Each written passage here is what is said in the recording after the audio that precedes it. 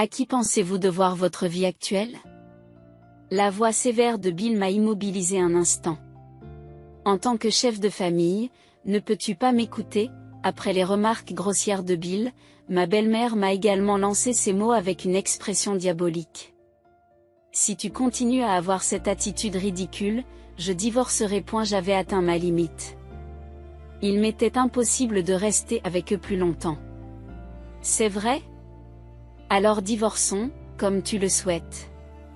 De toute façon, il n'était pas raisonnable de continuer le mariage avec Bill dans ces circonstances. J'ai déclaré haut et fort mon intention de divorcer, j'ai rapidement fait mes bagages et j'ai quitté la maison de mes beaux-parents en courant. Le lendemain matin, je me suis réveillée dans un hôtel, surprise par l'alerte d'un appel entrant sur mon smartphone. En regardant l'écran, je me suis aperçue qu'il s'agissait d'un appel de Bill, et mon cœur s'est figé. Cependant, le téléphone continuait de sonner. Sans hésiter, j'ai appuyé sur le bouton d'appel avec détermination. C'est alors que la voix de Bill s'est mise à trembler. Flora, arrête ça. Ne fais pas ça. Il semblait pleurer en parlant. C'est dramatique. C'est ce que j'ai pensé et j'ai soupiré. À ce moment-là, la voix de ma belle-mère l'a interrompu. Tu as l'intention de nous dénoncer injustement? C'est terrible. Je ne sais pas ce que mon mari vous a dit, mais c'est un malentendu. Elle aussi plaidait en pleurant. Je n'ai pas pu retenir ma colère et j'ai répliqué. Ce n'est pas un malentendu. Tout ce qui est écrit est vrai. C'est le résultat de la longue souffrance mentale de mon beau-père. Lorsque j'ai vu le roman de mon beau-père pour la première fois, je n'ai pu contenir mon étonnement. Je m'appelle Flora Thompson. Je travaille actuellement dans l'administration des ventes de cosmétiques. À l'âge de 30 ans, je mène une vie de jeune mariée dans un appartement urbain. L'année dernière, malgré quelques hésitations, je me suis inscrite auprès d'une agence matrimoniale. Il y a beaucoup de femmes sur mon lieu de travail et les nouvelles rencontres sont rares, j'ai donc décidé de franchir le pas. J'ai alors rencontré Bill, qui venait d'être muté dans cette ville, et nous avons tout de suite sympathisé. Notre rencontre s'est rapidement transformée en mariage. À l'époque, j'avais beaucoup de rêves et d'espoir pour la vie de couple, imaginant un avenir heureux. Cependant, ces attentes ont vite été anéanties. L'origine du problème était ma belle-mère. Elle aimait excessivement son fils Bill, et son affection était démesurée. Bill lui-même n'a jamais douté que l'amour de sa mère était excessif. À eu départ, j'ai pensé qu'ils avaient simplement une bonne relation parent-enfant. En réalité, leur relation était très complexe, d'une profondeur que j'avais du mal à comprendre. Peu à peu, je n'ai plus supporté d'être placé dans cet environnement familial malsain. Avec le recul, il semble que ma belle-mère ait eu une certaine hostilité à mon égard dès le début. Le jour où je l'ai demandé en mariage, je l'ai accueilli poliment en lui disant « Enchantée de vous rencontrer. Je suis Flora Howard. S'il vous plaît, prenez soin de moi. » Mon beau-père m'a accueilli chaleureusement. En revanche, l'attitude de ma belle-mère a été complètement différente. Elle a répondu froidement à ma salutation, réagissant à peine, et son expression ne traduisait aucun sentiment de bienvenue. Elle s'est contentée de me regarder d'un air maussade sans rien dire. Ses yeux étaient froids et son regard semblait dire quelque chose. Et sa réaction à ma première rencontre me mettait déjà mal à l'aise. Cependant, par la suite, elle s'est jointe à notre conversation, bien qu'avec un air légèrement mécontent. Et elle semblait donc que la première impression n'était qu'un malentendu, et je me suis temporairement sentie soulagée en pensant, peut-être était-elle simplement de mauvaise humeur. Après le mariage, il est apparu clairement que cette idée était erronée. À partir de cette expérience, ma relation avec ma belle-mère a continué à se détériorer, ce qui a eu un impact sur toute ma vie de couple. Son ingérence excessive a commencé à fissurer notre relation de couple, et je me suis sentie perturbée et j'ai atteint mes limites. Elle contacte quotidiennement le téléphone portable de Bill. Selon Bill, elle le contacte fréquemment pour des questions insignifiantes telles que « Qu'est-ce qu'on mange ce soir ?» ou la flore. S'il vous plaît, ajoutez plus de plats préférés de Bill. Cela m'a progressivement irrité. Dans une vie de couple censée être indépendante des parents, des communications aussi fréquentes et insignifiantes ne me semblaient pas naturelles. De plus, ma belle-mère donne souvent son avis sur tout, de la disposition des meubles dans la maison à des questions quotidiennes triviales, par le biais de ses appels à Bill. Ces appels durent parfois plus d'une heure, ce que je trouve tout à fait anormal. Bill a déjà 32 ans, c'est un adulte à part entière. Je pense qu'il est problématique qu'il ne soit pas encore détaché de ses parents. Lorsque j'ai confronté fermement Bill à ce sujet, sa réponse a été inattendue. Ma mère a toujours été du genre à se mêler de tout, alors ne t'inquiète pas trop, a-t-il dit. Il a semblé quelque peu satisfait de ce fait et n'a pas essayé de cesser de communiquer avec sa mère, au contraire. Et elle semblait attendre ses appels avec impatience. Mon insatisfaction s'accumule progressivement, mais heureusement, il n'y a pas d'autres problèmes majeurs pour le moment. Cependant, je ressens le besoin de surveiller attentivement l'évolution de la situation. Malgré le stress, l'appartement dans lequel nous vivons actuellement est heureusement éloigné du quartier où habitent mes beaux-parents, de sorte que nous avons rarement l'occasion de les rencontrer en personne. Cette distance géographique contribue au moins à atténuer leur présence dans notre vie quotidienne. Dans cette situation, le rôle de mon beau-père est très important et son soutien m'a été d'un grand réconfort. Face à mes problèmes causés par l'ingérence excessive de ma belle-mère, mon beau-père m'a tendu la main à plusieurs reprises et m'a adressé des paroles chaleureuses d'encouragement. Flora, ça va? Je suis désolée que ma femme te cause toujours des ennuis. Je vais lui parler pour qu'elle laisse partir notre fils, alors s'il vous plaît, ne vous inquiétez pas trop, a-t-il dit. Merci beaucoup pour votre considération, lui ai-je dit en guise de remerciement. Mon beau-père était une personne discrète, mais très chaleureuse et aimable. Après avoir pris sa retraite de son entreprise, il a continué à travailler comme consultant et à écrire des romans. Sa carrière était brillante, il avait remporté plusieurs prix et son talent avait déjà permis la publication de plusieurs livres. Actuellement, je travaille sur un nouveau roman. Il est presque terminé et j'aimerais que tu sois la première à le lire, m'a-t-il dit. Sa proposition m'a enthousiasmé. Vraiment? J'ai hâte de le lire, ai-je répondu, ce à quoi mon beau-père a répondu d'un ton plus sérieux. Flora, j'aimerais vraiment savoir ce que vous pensez du roman.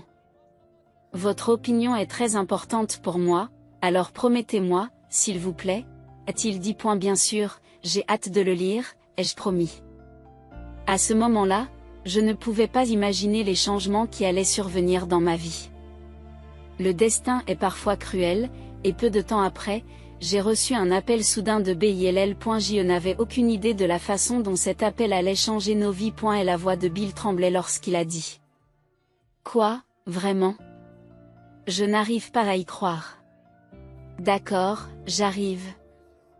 Et l'appel s'est terminé. Le contenu de l'appel et l'atmosphère tendue qui y régnait ont immédiatement montré que quelque chose d'extraordinaire s'était produit, et l'anxiété est rapidement montée d'un cran. Après l'appel, Bill s'est tourné vers moi avec un visage pâle et une expression grave. Mon père est décédé. Il s'est effondré soudainement au travail ce matin. Il semble que ce soit une crise cardiaque. À un moment où j'ai entendu ces mots, je me suis exclamé en état de choc. Quoi?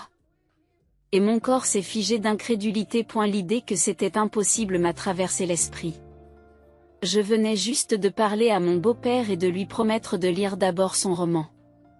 Frappé par la perte soudaine de mon beau-père, j'étais abasourdi et ne pouvais que rester figé sur place. Cette réalité était dure, et nous avons été immédiatement pressés d'organiser ses funérailles. Sans même prendre le temps de faire notre deuil, nous nous sommes précipités chez mes beaux-parents. Ma belle-mère était également très choquée et très perturbée. Tranquillement mais rapidement, nous avons procédé aux préparatifs de l'enterrement. Finalement, la veillée funèbre, les funérailles et le service commémoratif ont eu lieu. Cette fois-ci, la belle-mère, épuisée, s'est constamment accrochée à Bill, en lui serrant fermement le bras.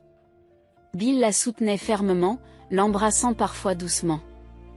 D'une certaine manière, il semblait former un couple. Je pouvais comprendre son instabilité due à la perte soudaine, mais sa dépendance à l'égard de Bill semblait quelque peu excessive.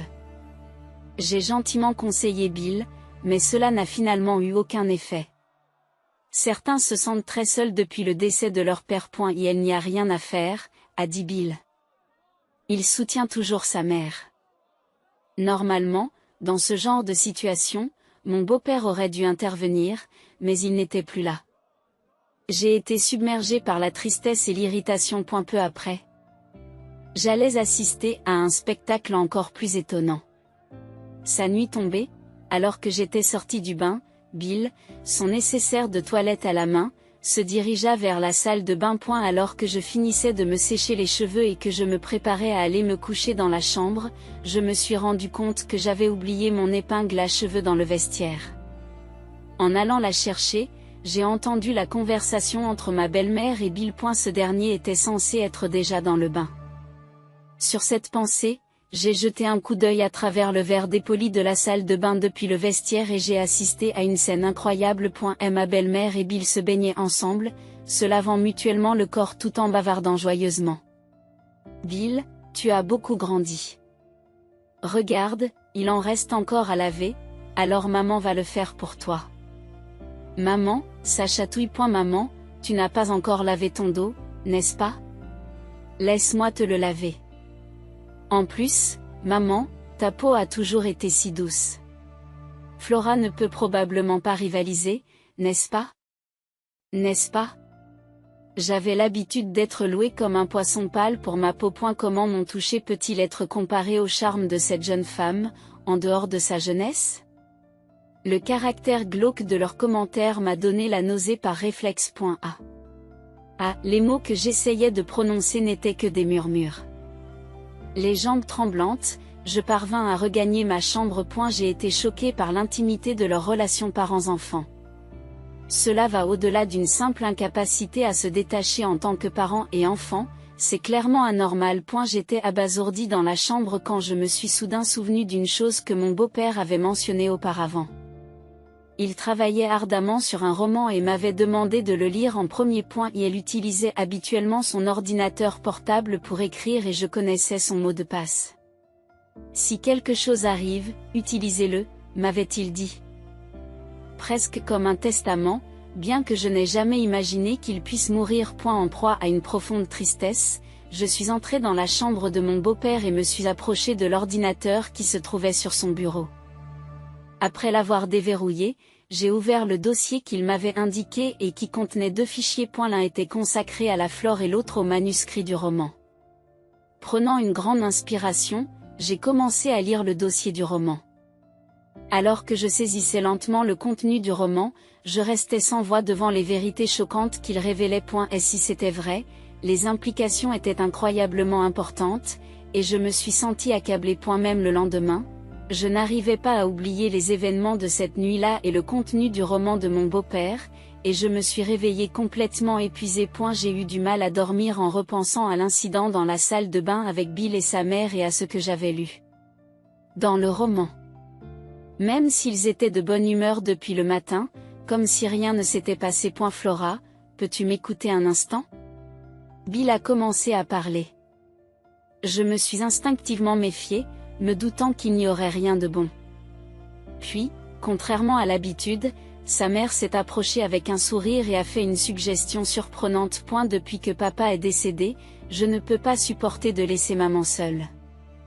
Et si nous vivions ensemble avec elle, a-t-il proposé, ce qui m'a fait sursauter et me faire dire, quoi en écoutant Bill l'expliquer avec enthousiasme, nous avons des emplois, donc nous ne pouvons pas rester ici, mais nous emmènerons maman à l'appartement, et éventuellement nous déménagerons dans un endroit plus grand. Ça va être amusant.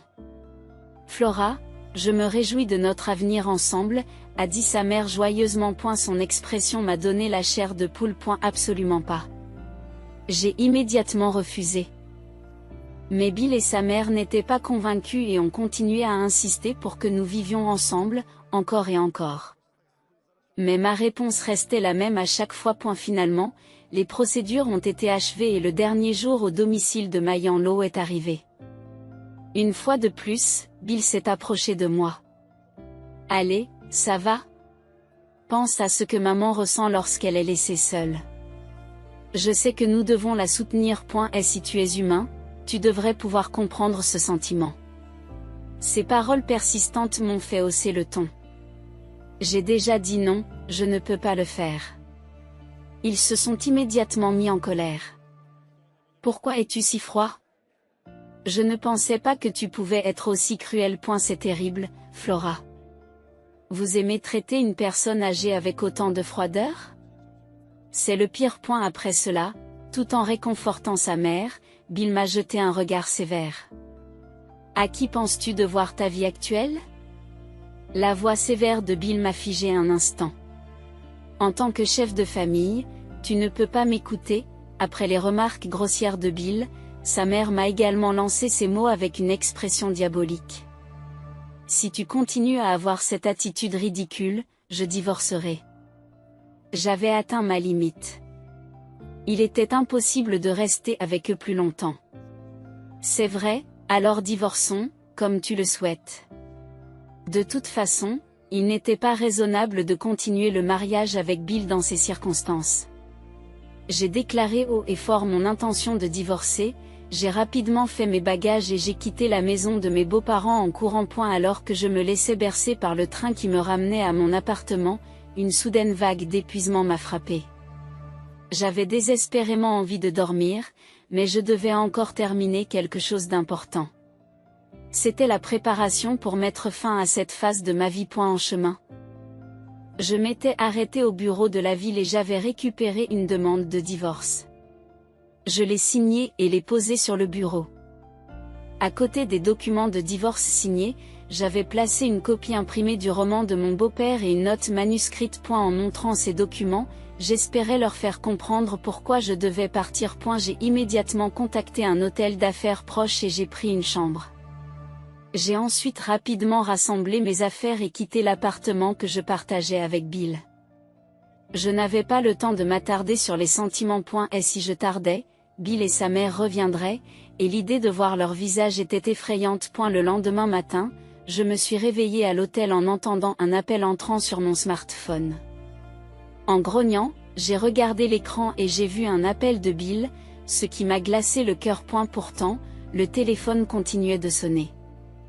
Sans hésiter, j'ai pris ma décision et j'ai appuyé sur le bouton de réponse.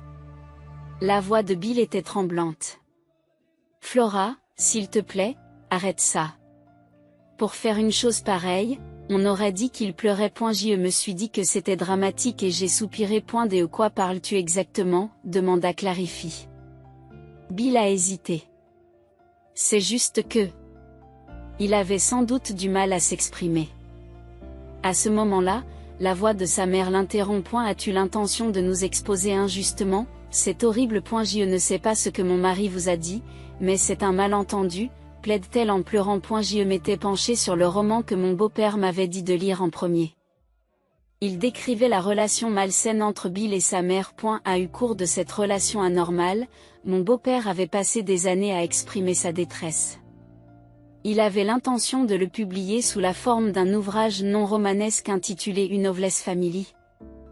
Mais sa mort prématurée l'en a empêché. Je me suis engagée à respecter les dernières volontés de mon beau-père en remettant son manuscrit aux éditeurs. Il est de mon devoir d'exposer cette structure familiale malsaine et d'interroger publiquement Bill et sa mère. C'est ce que voulait mon beau-père. Par l'intermédiaire de mon smartphone, j'ai crié, il ne s'agit pas d'un malentendu. Tout ce qui est écrit ici est vrai. C'est le résultat des longues souffrances que mon beau-père et moi avons endurées. Lorsque j'ai vu le roman de mon beau-père pour la première fois, je n'ai pas pu contenir mon étonnement. La prise de conscience d'une vérité aussi horrible a provoqué un sentiment de dégoût incontrôlable. L'histoire remonte au premier jour du mariage de mon beau-père et de ma belle-mère. Les deux familles étaient très respectées dans leur communauté locale. Leur mariage était stratégique, destiné à unir les deux familles. Cependant, peu après le mariage, ma belle-mère a souffert d'une maladie gynécologique et n'a plus pu avoir d'enfants. Ce fait a constitué une pression sociale importante pour les deux familles, car il était d'usage à l'époque que les couples mariés aient des enfants. Les parents ont donc accepté la proposition d'adopter l'enfant d'un parent éloigné. Cet enfant s'appelait Bill. Bill n'était pas l'enfant biologique de mon beau-père et de ma belle-mère. Malgré ses antécédents, il a grandi sans besoins apparents. Cependant, la façon dont ma belle-mère interagissait avec Bill posait problème. L'affection qu'elle lui portait n'était pas un amour parental typique, elle prenait une forme très particulière. Des manifestations d'affection excessive et collante. L'obsession de connaître les moindres détails sur les allées et venues de Bill. Elle le protégeait au point de le suivre partout où il allait. Ce qui allait bien au-delà d'un comportement normal. Mon beau-père avait essayé de remédier à la situation à plusieurs reprises en discutant avec ma belle-mère. Mais rien n'a changé. Tout cela pour le bien de Bill. Bill ne peut pas vivre sans moi. Ma belle-mère répétait souvent cette phrase qui me faisait froid dans le dos. Bill avait été influencé par sa mère dès son plus jeune âge et avait subi un véritable lavage de cerveau. Je ne sais rien tant que je n'ai pas consulté ma mère, disait-il souvent. Maman m'attend, alors je rentre à la maison, s'excusait-il brusquement. Maman. Maman, criait-il. Il était devenu complètement dépendant de sa mère, incapable de prendre des décisions par lui-même. Mon beau-père était profondément troublé, soupire-t-il, malgré ses conseils, la relation entre les deux ne s'est pas améliorée. En raison de la pression sociale, le divorce n'était pas envisageable pour eux. Comme pour soulager son cœur lourd, mon beau-père s'est plongé dans l'écriture de son roman. Il y dépeint la situation anormale de son foyer et a l'intention de la rendre publique. Au fil des années, il a vécu avec cette intention. À cette époque, il a commencé à écrire des romans policiers en tant que passe-temps. Un prix a été publié à plusieurs reprises et ses œuvres ont même été adaptées au cinéma, se vantait-il. Néanmoins, la situation ne s'est pas améliorée. En fait, elle s'est peut-être aggravée. Tu n'as pas besoin d'une petite amie, interdisait souvent la mère à l'adulte Bill. Tu m'as moi, ajoutait-elle. Et elle contrôlait excessivement sa vie quotidienne. Bill ne semblait pas s'en préoccuper. Comme mon beau-père l'a également noté, il semble qu'ils aient eu une relation plus typique d'amant. Un jour, raconte mon beau-père, lorsque je suis rentré tôt, ils n'ont pas remarqué mon arrivée et n'ont pas répondu à ma salutation. J'ai annoncé que j'étais rentré. Mais on m'a ignoré. Des bruits suspects provenaient de la chambre de Bill. Cette situation a fortement perturbé mon beau-père et il redoutait de penser à ce qui avait pu se passer dans la chambre. Il espérait que ce n'était qu'un malentendu, mais si c'était le cas, le problème était de taille. C'est pourquoi, confie mon beau-père, j'ai décidé d'installer un dispositif d'écoute à titre de test et j'ai quitté la maison. À son retour, il a écouté l'enregistrement et a confirmé que des conversations inappropriées entre les deux personnes avaient bien été enregistrées. Le contenu de l'enregistrement m'a dégoûté et j'ai voulu arrêter ma lecture. Cependant, au-delà du malaise, mon désir de découvrir la vérité s'est intensifié. Alors que je continuais à lire, poursuit mon beau-père, j'apparaissais moi-même dans le roman. L'histoire commence avec Bill, qui a maintenant plus de 30 ans, et qui décide de s'inscrire dans une agence matrimoniale. Il semble que les grands-parents de Bill soient impliqués, car malgré son âge, il continue d'éviter le mariage. Ils ont multiplié les commentaires sarcastiques à l'égard de Bill, a-t-il poursuivi. C'est donc à contre-séure, conclut-il, qu'il a commencé à chercher une partenaire et a fini par s'inscrire auprès d'une agence matrimoniale, ce qui a conduit à notre rencontre. En fait, je n'étais qu'un outil pour cacher la relation anormale entre Bill et sa mère. Mon beau-père m'a décrite comme une femme très gentille et a écrit « Je regrette de l'avoir impliquée dans les problèmes de cette famille déformée ». Il m'a remis le roman détaillant les circonstances familiales, espérant que je le lirais et le comprendrais. Et elle a continué à écrire son roman avec passion. En fait, il était presque terminé. Cependant, en raison du décès soudain de mon beau-père, la scène finale n'a pas été écrite. Et elle avait peut-être prévu sa mort. Car l'histoire se termine par le fait que le roman m'a été confié. Pourquoi croire que cette histoire s'est réellement déroulée? Où sont les preuves? Papa a toujours été jaloux de notre relation, se plaignant constamment. Il m'a toujours rabaissé, débitant des mensonges, et ce roman sans valeur n'est qu'une fiction. Ma belle-mère a dit avec véhémence au téléphone, en plus du dossier du roman, il y avait un autre dossier nommé pour Flora. Il indiquait clairement que cette histoire n'était pas proche de la fiction, mais qu'elle était basée sur des faits. Plus précisément, il indiquait l'emplacement d'un dispositif d'enregistrement de leur conversation, qui a été trouvé dans la chambre de mon beau-père et que j'avais déjà en ma possession. De plus, après la mort de mon beau-père, j'ai personnellement été témoin d'interactions désagréables entre eux dans la salle de bain. Après avoir expliqué ce fait, ils se sont TUS. Et ne vous êtes-vous pas rendu compte que ce que vous faisiez était mal? C'est impossible. Vous avez dû voir la lettre que j'ai laissée à côté des papiers du divorce. Vous avez lu cette lettre et vous m'avez contacté, n'est-ce pas? Vos actions, que vous vouliez garder secrètes, étaient pleinement conscientes, ai-je déclaré. À côté des papiers du divorce, j'avais déposé les pages imprimées du roman et une note détaillant mes sentiments. J'avais l'intention de remettre cela à l'éditeur de mon beau-père et de demander la publication de ce que j'avais écrit. Après avoir vu cela, ils ont appelé en panique. Vous avez aimé nous ignorer, mon beau-père et moi? Vous êtes vraiment les pires. Je ne veux même plus voir vos visages. Pourquoi ne pas être heureux ensemble pour toujours? Sur ce, j'ai raccroché le téléphone, submergé par la colère. Il est clair qu'ils n'ont pas l'intention de réfléchir à leurs actes. Ils ne pensent qu'à se protéger. Il ne me reste plus qu'une seule solution. J'ai pris une nouvelle décision. Ensuite, j'ai contacté l'éditeur de mon beau-père. J'ai trouvé ses coordonnées dans les dossiers de mon beau-père. L'éditeur a tout de suite été intéressé et a voulu voir le manuscrit. J'ai envoyé le manuscrit à l'adresse indiquée. Peu de temps après, l'éditeur m'a contacté pour me rencontrer et discuter davantage, et nous avons pris rendez-vous le lendemain après le travail. Il s'agissait d'un jour ouvrable normal, ce qui convenait parfaitement. J'espérais que la réunion se passerait bien. Je me sentais un peu anxieux, mais j'ai chassé ces pensées. Le lendemain, après avoir terminé mes tâches habituelles, j'étais sur le point de quitter le bureau dans la soirée lorsque j'ai jeté un coup d'œil dehors et, à ma grande surprise, j'ai vu Bill et sa mère qui attendaient devant l'entreprise. J'ai sursauté et nos regards se sont croisés. Je me suis rapidement éloigné de la fenêtre, mais à ce moment-là, mon téléphone s'est mis à vibrer. C'était Bill qui appelait. Je séjournais dans un hôtel d'affaires depuis une semaine et j'avais gardé ma position secrète. Il ne savait probablement pas où je logeais et attendait sans doute de me surprendre en train de quitter le bureau. Bill et sa mère font tout ce qu'ils peuvent pour empêcher la publication du livre. Mon téléphone n'arrêtait pas de sonner. Alors que je réfléchissais à ce que je devais faire, ils se sont soudain mis à crier « Flora, montre-toi. Ne te moque pas de nous. Nous ne te pardonnerons pas.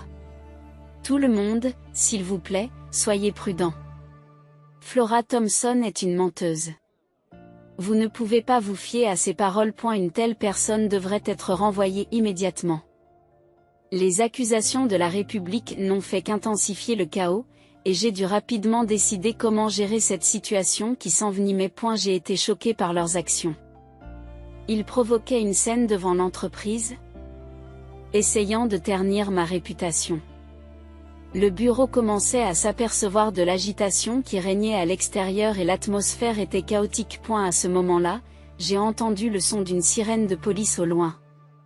Soudain, quelqu'un avait appelé la police.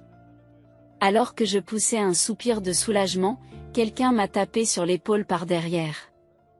Surpris, je me suis retourné pour voir mon patron inquiet. Je me suis retourné et j'ai vu mon patron inquiet. Flora, tu vas bien?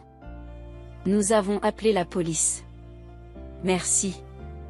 Je suis désolé pour le dérangement. Je me suis excusé plusieurs fois et mon patron m'a gentiment parlé. Il doit y avoir une raison spéciale pour cela, n'est-ce pas? Tout le monde ici sait que vous n'êtes pas irresponsable. L'entrée principale est bruyante, il vaut mieux sortir par l'arrière. Oui, je vous expliquerai tout plus tard. Merci. Motivé par ce soutien, j'ai rapidement quitté les lieux. J'ai jeté un coup d'œil furtif à l'entrée principale. Les deux hommes résistaient à la police qui venait d'arriver.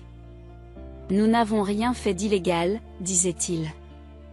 Mais les policiers semblaient habitués à ce genre de situation. En silence, ils les ont poussés dans la voiture de police et les ont emmenés. Après m'être assuré qu'ils étaient bien emmenés, je suis sorti discrètement par la porte arrière. Ensuite, je me suis rendu directement chez l'éditeur pour rencontrer le rédacteur en chef. Heureusement, nous avons pu commencer à travailler sur le livre immédiatement. Je me sentais soulagée, mais une chose me préoccupait encore. Il manque à ce roman la scène finale. Comment devrions-nous traiter cette partie? Lorsque j'ai posé la question, l'éditeur a réfléchi un instant, puis a commencé à faire des suggestions. Ajoutons votre récit au dernier chapitre, Madame Thompson. Écrivez honnêtement sur les événements qui se sont produits après votre mariage dans cette famille, la vérité sur votre mari et votre belle-mère après le décès de votre beau-père, et ce qui s'en est suivi. Cela permettra de clore l'histoire de votre point de vue. Et la suggestion était inattendue, et j'ai été prise au dépourvu. Je ne suis pas douée pour l'écriture. Ne vous inquiétez pas pour les détails, nous nous en chargerons, m'a rassuré le rédacteur en chef. Cette fin ne peut être écrite que par vous. Monsieur Thompson serait aussi de la partie. Face à de tels encouragements, je n'ai pas trouvé de raison de refuser. J'ai promis d'écrire les mémoires. Avec cette tâche, le livre serait achevé.